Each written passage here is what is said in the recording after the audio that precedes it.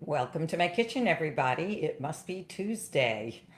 It's a little rainy here. I'm wondering what it might be by you guys. If you are here for the first time, welcome. I am happy to show you yet another healthy recipe for you to try. If you're joining me again, thank you for coming back. I appreciate you being there. If you're around and want to type me a question or just say hello so I know you're there, please by all means put something in the comment box there. Before we get started, I just wanted to mention that I will be doing a 10-day sugar cleanse for free by email starting September 8th. It will include suggestions on how to avoid added sugars in your diet, clean up your diet so that you feel better, think more clearly, have more energy. Sounds good, doesn't it? And as we're entering into the fall and the holidays, this is a great time to reboot our systems. So if you're interested, just private message me or IM me or send a message in the comment box. I will need your email so that I can send you out the tips every day. Again, it starts September 8th. Hope you can join me. All right, so before we get started, I just want to make sure I have all my ingredients here. This is a recipe that I make during the summer. I love it as a light appetizer. When I have company over, it's a great appetizer just to bring out. I pre-assemble everything.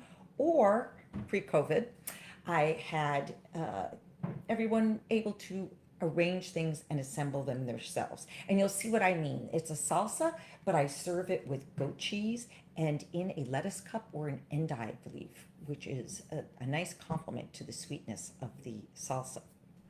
So we need beets to get started. Here we have beets, probably about a pound of beets, which is probably about 2 large beets or 3 medium size. This is just a little bit over 3 beets, right? I'm sorry, over 1 pound right here. So to get started, what I want to do, and what's nice about this recipe is you do not need to peel the beets. As you can see, what I've done is I've just scrubbed them up. It's hard to tell with beets whether you've cleaned them or not, I know. But what I want to do to get started is I just want to cut those tails off. If there's any greens that are up on top, I'll cut those off as well. There's not much here, but we just want to get it so that they'll sit nicely. And what I'm going to do, because these are such big pieces, I'm going to cut them in half.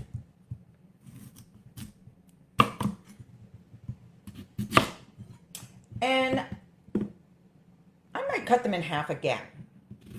The bigger the pieces, the longer they take to cook. And I don't want them to take too long. What I'm going to do is I'm going to put this in a 400-degree oven. So 400 degrees for 40 minutes. Let's get this last one. If you have smaller beets, you can even put them in whole. But what's nice about this is, as I said, we don't have to peel them now. And I'll show you the trick when we're done. So what I'm going to do is I'm going to take these and put them in a little pouch of foil. Now, another way to do this is if you have a baking dish, casserole dish, you can line it with parchment and put them in there and then just cover that up tightly. What I want to do is I want to trap the moisture in, and that's going to help them cook, as well as make them easier to peel once they come out. Sorry for the foil noise here. All right, I'm going to drizzle a little bit of olive oil over them. All right.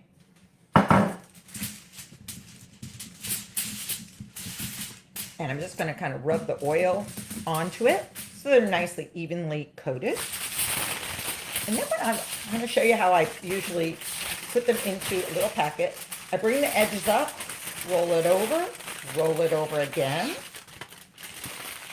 flatten it. I'm going to flatten the edges like this, and then roll it over again. Do it on this side. Roll it over, and roll it over again. All right. So we have our little packet now, nicely sealed. I'm going to put it in the oven at 400 degrees for 40 minutes.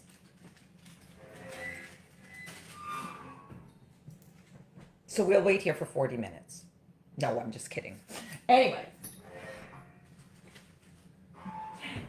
I did this yesterday.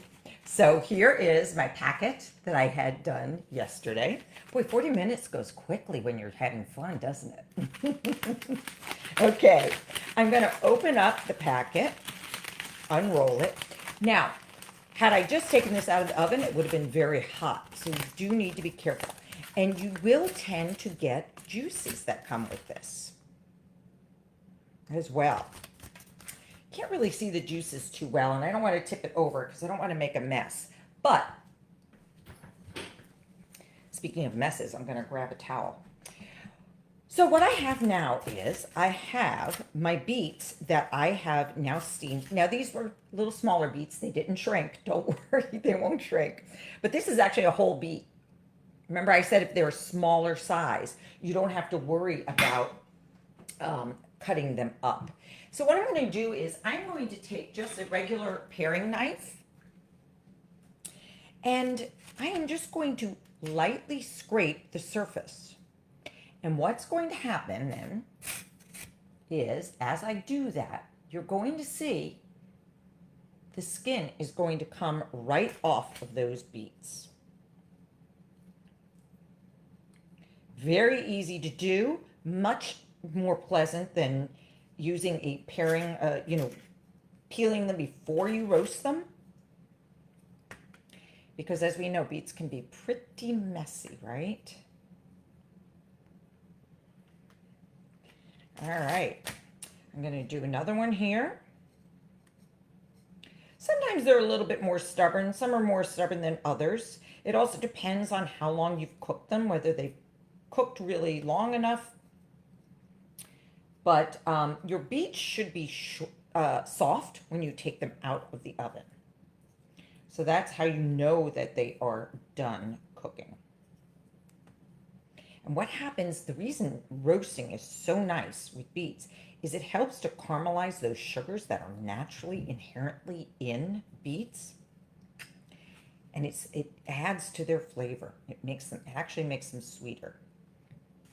This is a good time too if you didn't cut off the tops, just to cut off any maybe tougher spots on the beet that might still be there. All right. Now, let's see. I believe I did most of these ahead of time. Yes. I'm going to cut the top off of this one, as I said. It's a little bit tougher. This one still needs to be peeled. All right, and as you can see, my hands are getting very messy. I think I wore the right color for this today, just in case I spill on myself. What do you think? All right.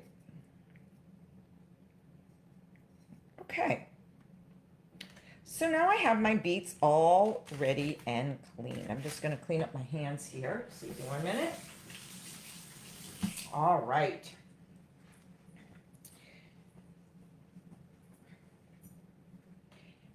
So I'm going to set these to the side for a moment.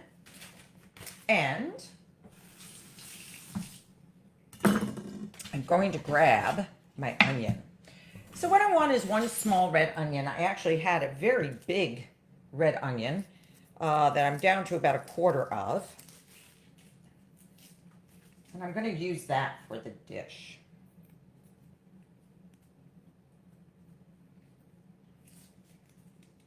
I'm just peeling off as little as possible of those outer layers. Why? Because most of the nutrition found in vegetables, if you've been listening to me, you know the answer to that. Most of the nutrition is found in the outer peel or layers of the fruit or vegetable. That also happens to be where you'll find usually most of the color. And those two things are related to each other. Color is an indication of antioxidants and polyphenols, phytochemicals that are so good for us and keep us healthy and strong, or keep us healthy and keep our immune system strong. So I'm going to give this a fairly decent chop. It doesn't have to be finely chopped because I will be putting it into my food processor. Okay, just getting a decent chop here. Hold this up so you can see it. Okay, very good. So what we want to do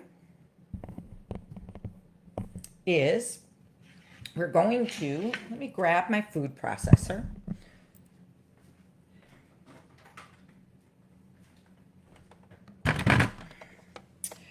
I like this particular processor because it has two different sizes in it, one large container, one small. I'm actually going to go with the larger container here because I've got these beets, which take up some space. I'm thinking that's a good decision. Yeah, let's do that. Let's see. You know what? Hold on one second. Let me just review in my mind, see how I want to do this. Yes. Now, let me put these in, but I'm not going to chop them up quite yet. All right.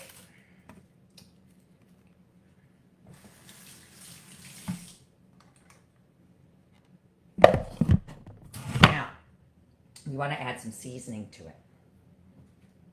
Let's add it, the onions in there. Okay, get that out. So I have originally done this with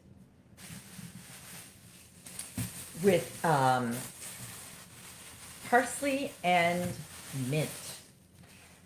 But today I was thinking it might be fun to try it with a little bit of cilantro and mint. So what I'm going to do is I'm going to take about a tablespoon of cilantro. And I'm just going to take the tops only because I don't like the way stems end up in the mix. Stems actually have a lot of flavor, and in a lot of dishes, it's quite okay to add in the stems. But for this one, I'm just going to do, and I'm going to do about a tablespoon. But if you look at it, it's kind of like a loose handful, not overstuffed. So I added in the cilantro. I'm going to do the same amount of mint. This mint was from my garden. It adds just a wonderful, different flavor, unexpected. Now, the other way I've made this recipe that comes out fabulous is if you have the opportunity to get yerba buena. Yerba buena is a wonderful it is kind of a mix between, I would say, a mint and maybe a parsley. So very, very subtle difference from the mint that we get here, which is really spearmint or peppermint. All right, I'm going to add that in as well. Okay. And I did have some parsley here in case I decided last minute to go with the parsley. But I think we're going to go with the cilantro. And we're just going to try that and see. The next thing we want to do is we want to add some jalapeno. Get a little heat in there, right? I'm going to add about a half of a jalapeno. I will admit I'm not a real spicy food eater.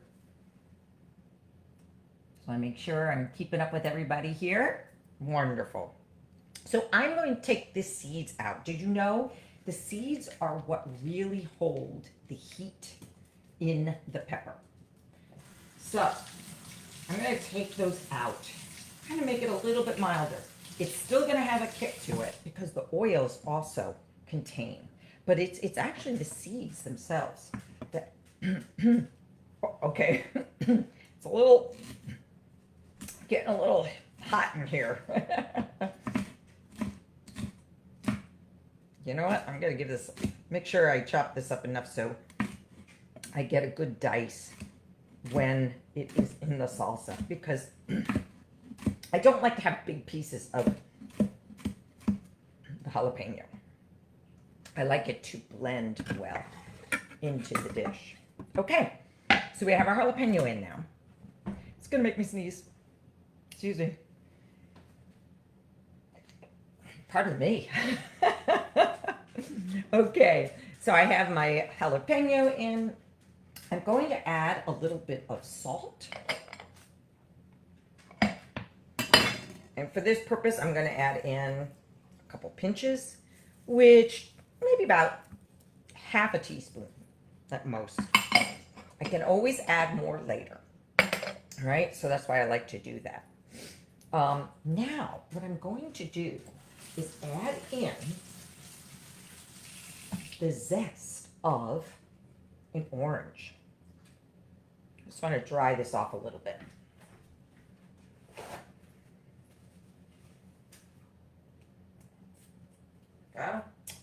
Okay, so I would like to have about a teaspoon of zest. And orange is unusual in a salsa as well.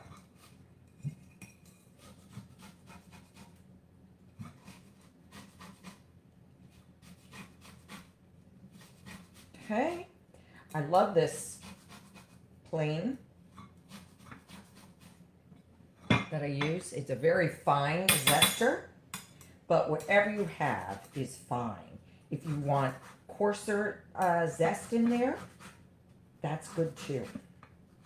For this dish, it works fine either way.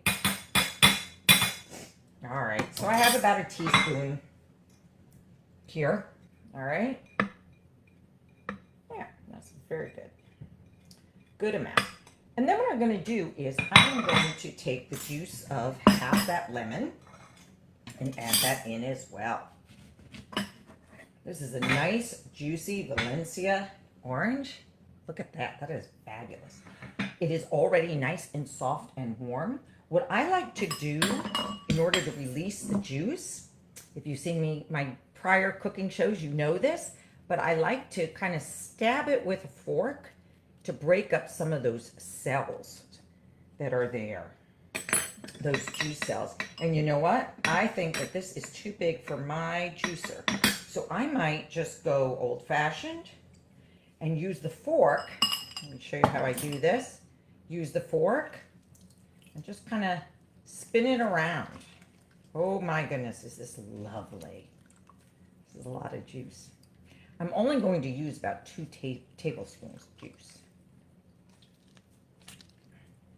All right, I'm just kind of rolling it around here to get more of that juice out. All right. So we'll put in about 2 tablespoons of the orange juice. Remember, we can always add a little bit more. I'm adding a little bit because those are kind of scant tablespoons. All right. So we've added now in our orange zest and our orange juice. We've got everything in there. Now, if you would like, you can add in anywhere from a teaspoon to a tablespoon of honey. But what I'm going to do is I am going to pulse this now and taste it and see whether I think it needs any additional sweetening. I always like to try to avoid adding added sugars if possible. And the more you cook this way, the more you'll find that the flavor of the food comes through without having to be too sweet for you. I'm just going to scrape it down.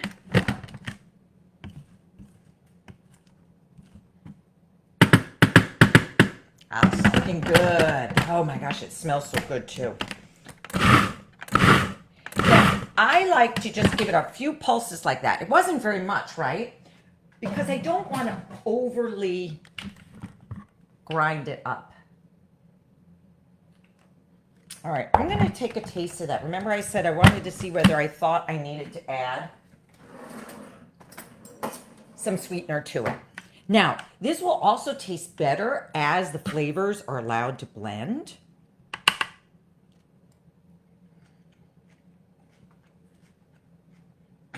Mmm. Getting a lot of heat from the jalapeno.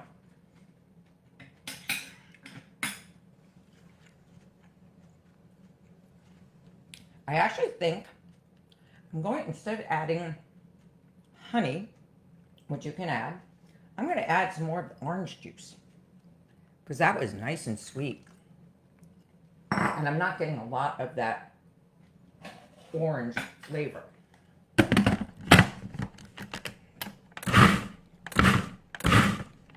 All right, nice. And I like the idea of the cilantro in there, but I'm finding that it overwhelmed the mint a bit. So I'm going to put in some more mint because I like that flavor.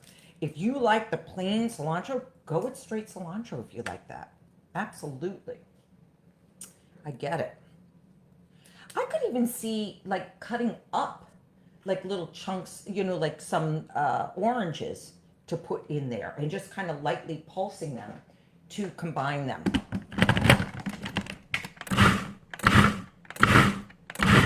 All right, there we go. Okay, so I'm gonna move some things out of the way here. Let me grab a bowl.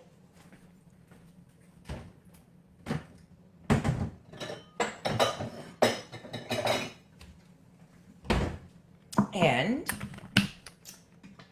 I'm gonna add this to the bowl so you can see it.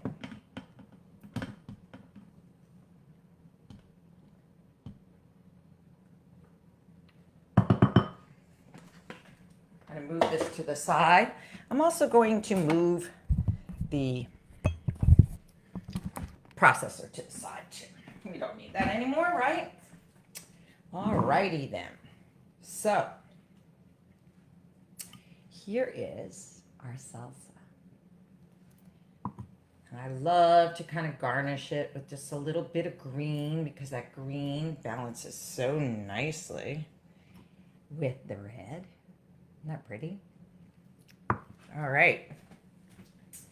Just grab a rag here and clean up a little bit of my mess, which if you've ever been in my kitchen, you know it's always a mess because I'm always doing something. All right. Now, how to use it, right? Good question. So what I would like to do is show you how I like to display it. Let me grab my lettuce.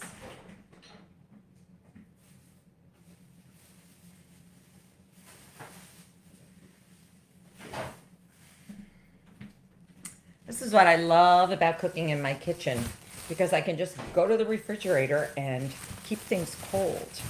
If I'm on location, it's not that easy to do. So what I purchased, who knows what these are? This is endive. It's a leaf vegetable, usually very pale like this, but it has a mildly bitter, pardon me, jalapenos, mildly bitter flavor. But they make these perfect little boats.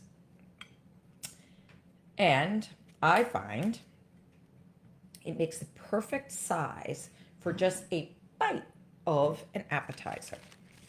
Now, what you can also use is lettuce. So this is just some romaine lettuce that I got from my CSA. And what I might do in this case, see how big this one is, I might just cut it down a little bit. Or I did here. So that's the same size as the, more or less, the endive. And I can do that with a couple of leaves of that. And the way I'm doing it too is I'm cutting it on the diagonal on the ends so that it almost looks just like a small leaf shape. Can you see the way I did it this way? All right. And then what I'm going to do, I have some goat cheese here just some fresh goat cheese. And I've opened up the packet. Sometimes I take a knife. Sometimes if it's soft enough, and this one is, I can just take a spoon. It's a very soft cheese. And just kind of scrape it into our boats. Just like that. It doesn't need a lot. Goat cheese is a strong flavor. And this is, I love that, you know, just for a little bit, you get a lot of flavor from goat cheese. Pardon me. I'm just kind of spreading it out a little bit inside. And I'm going to do a couple of the lettuce leaves so you can see how that looks too.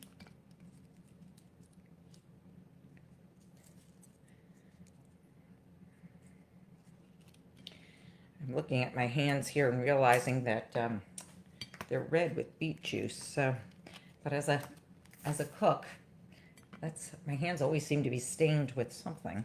Turmeric, beet juice. What else has people's hands gotten stained from when they're cooking? All right. And then what I'm going to do is take the spoon and then just put a little bit, about a teaspoonful on each little boat. Oops, sorry about that. Like so. All right, so I'm going to do that.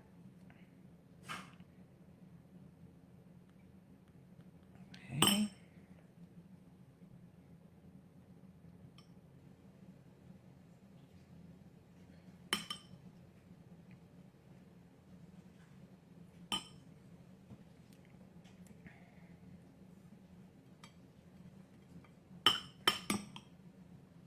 Load it up. It has a wonderful hot, sweet flavor with the goat cheese that's salty. It has a nice balance. Okay.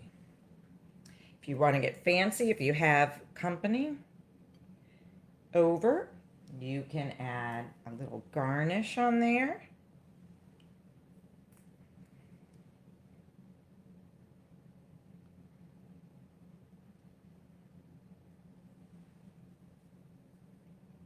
See, we'll put mint on the end of one. How's that?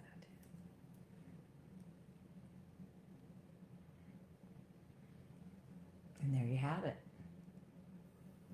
See if I can tip it down so you can see it a little bit better. There you go.